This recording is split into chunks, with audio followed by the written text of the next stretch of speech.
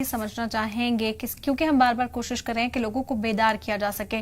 कुछ लोग ऐसे होते हैं कि वो इत्तेकाफ पर तो बैठ जाते हैं, लेकिन हम देखते हैं जैसे ही उन्हें थोड़ी राहत मिलती है वो घर लौटते हैं। रमजान का क्योंकि महीना होता है, सब्र करना, तहम्मुल का इजहार करें और परहेज करें चीजों से। लेकिन इत्तेकाफ पर बैठे लोग भी हम देखते हैं कि जब घर पहुंचते हैं तो जी भर के खाना खा रहे हैं, कुछ देर आराम कर रहे हैं, इस तरह के अमाल को भी अंजाम दे रहे हैं। ऐसे लोगों के लिए क्या कहेंगे? तो करें, अगर आप इरादा किया है अपना माइंड मेकअप करके जाएं कि हमें मस्जिद में 10 दिन ये गुजारनी ही है, दिन और रात। खाने का इंतजाम आपके जो सर्वेंट हो या आपके घर वाले वो आप तक खाना पहुंचाएंगे और आप मस्जिद में खाना खाएंगे। मस्जिद से निकलना बिना किसी शरई उज़र, ये तो किसी भी कीमत पे वो तो बातिल कर देगा इस एतकाफ को आपके। तो ये जो लोग इस तरह से घर पे आके आराम कर रहे हैं या खाना खा रहे हैं, बिल्कुल उस पाबंदी से निकल जाएंगे और उनका एतकाफ अल्लाह के यहाँ नहीं गिना जाएगा। जो सुन्नत एतकाफ है उसमें नबी अकरम सल्लल्लाहु अलैहि वसल्लम किसी बहुत ज्यादा मजबूरी में तो बाहर निकले हैं, लेकिन वो तो एक शरई मजबूरी कहलाएगी और नबी ने निकल के दिखा दिया कि भाई किसी को ऐसी शरई मजबूरी हो तो ऐसा नहीं है कि आप नहीं निकल सकते। लेकिन उसे नज़ीर नहीं बनाना हमने कि हम जरा सी बात पे मस्जिद से बाहर आ जाएं। अगर वो मस्जिद से बाहर आते हैं तो आप यकीन करें उनका एतकाफ अल्लाह तक नहीं पहुंच रहा, क्योंकि जो पाबंदी आयत है एतकाफ की वो तो किसी भी कीमत पे मतलब हर हाल में उन्हें रखना ही रखना है। मैं यहाँ एक जुमला कह दूं, असल में दीनदार लोग जो होते हैं ना वो पहले अपने दुनियावी नुकसान को सोच के चलते हैं। अक्सर देखा गया है दुनियावी लोगों को जो दीन का नुकसान हो जाए कोई परवाह नहीं होती। इसी तरह से जो दीनी लोग होते हैं, जो अल्लाह वाले लोग होते हैं, उन्हें भी दुनियावी नुकसान की कोई परवाह नहीं होती। उनके अक्सर नुकसान होते रहते हैं दुनिया के, लेकिन वो परवाह नहीं करते क्योंकि उनकी दोस्ती अल्लाह से हो चुकी होती है। इसी तरह जो दुनियादार लोग हैं उनका अक्सर दीन का नुकसान होता रहता है, उन्हें परवाह नहीं होती क्योंकि उन्हें चाहिए ही दुनिया होती है। कोई गाहक आ गया, कोई और मामला खड़ा हो गया तो वो एतकाफ क्या मस्जिद नमाज तक छोड़ देते हैं, नमाज में नहीं जाते अगर कोई ढंग का गाहक आ जाए। तो ये तो अक्सर देखा गया है कि दीनदार लोगों का दुनियावी नुकसान होता है और दुनियादार लोगों का दीनी नुकसान होता है। लेकिन हमें रसूलुल्लाह सल्लल्लाहु अलैहि वसल्लम की पैरवी का हुक्म है। पैरवी कहते हैं पैर पे पैर रखने को। जिस तरह नबी अकरम सल्लल्लाहु अलैहि वसल्लम ने एतकाफ को निभाया है, अगर आप उस तरह एतकाफ नहीं निभा पा रहे तो बिल्कुल आपको हक नहीं है कि आप एतकाफ करें।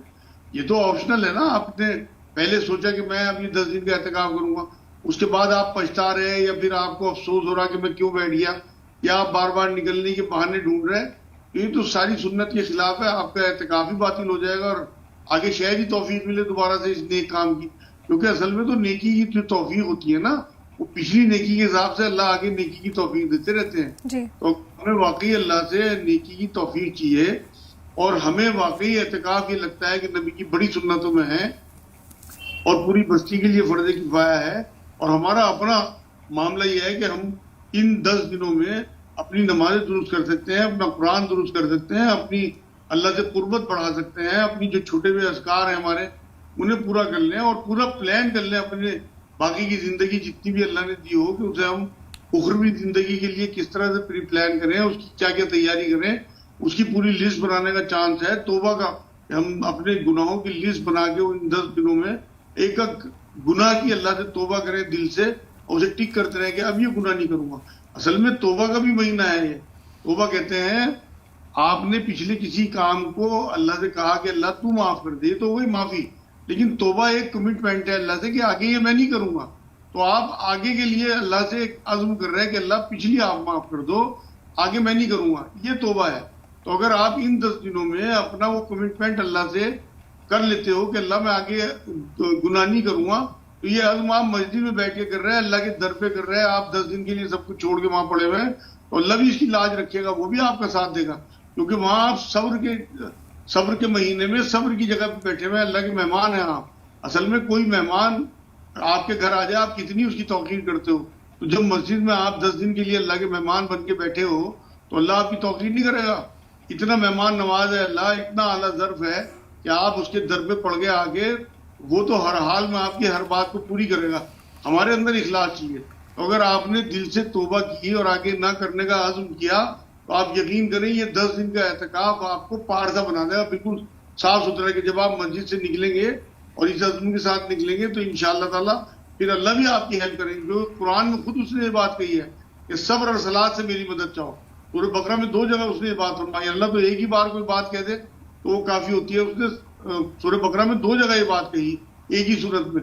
تو ہمیں اللہ کی ایک ایک بات کو سمجھنا چاہیے, اسے دل میں اتارنا چاہیے. نبی کی پیروی, پیر پہ پیر, نبی نے کس طرح سے کیا کیا کام کیا. بہترین نمونہ ہے نبی میں ہمارے لیے قرآن کی آیت ہے کہ تمہارے لیے بہترین نمونہ ہے نبی اکرم صلی اللہ علیہ وسلم نے. مطلب ان کی ہر چیز میں, ان کے حلیے میں نہیں, ان کے رویہ, ان کا مشن, ان کا چلنا, ان کا ہنسنا, ان کی مسکراہٹ, ان کے فاقے, ان کے پیبند, ان کے ٹوٹے ہوئے جوتے, ان کا اپنی بیٹیوں کے ساتھ رویہ, اپنی بیٹیوں کے ساتھ رویہ, اپنے بچوں کے ساتھ رویہ, اپنے بوڑھوں کے ساتھ رویہ, صحابہ کے ساتھ, اپنے ساتھیوں کے ساتھ. تو قرآن یہ کہتا ہے کہ اگر آپ سخت دل ہوتے تو یہ سب آپ کے آس پاس سے چھٹ جاتے. آپ نرم دل ہیں, نرم گو ہیں, اس لیے سب آپ کے پاس لگے رہتے ہیں. یہ سارے میسج آپ کو اس 10 دنوں میں قرآن میں غور و فکر کر کے, نبی کی سیرت پڑھ کے, اپنی پچھلی گناہوں کی توبہ معافی مانگ کے, آگے گناہوں سے توبہ کر کے انشاءاللہ تعالیٰ آپ کو اللہ پاک بہترین اجر بھی دے گا, اور یہ آپ کے لیے بہترین معاملہ ہوگا انشاءاللہ. بے شک بے شک. مولانا صاحب بنے رہیے آپ ہمارے ساتھ. کچھ اور سوال ہیں, کچھ ناظرین کے سوالوں کو بھی ہم شامل کریں گے. ایک اور چھوٹے سے بریک کا وقت ہے.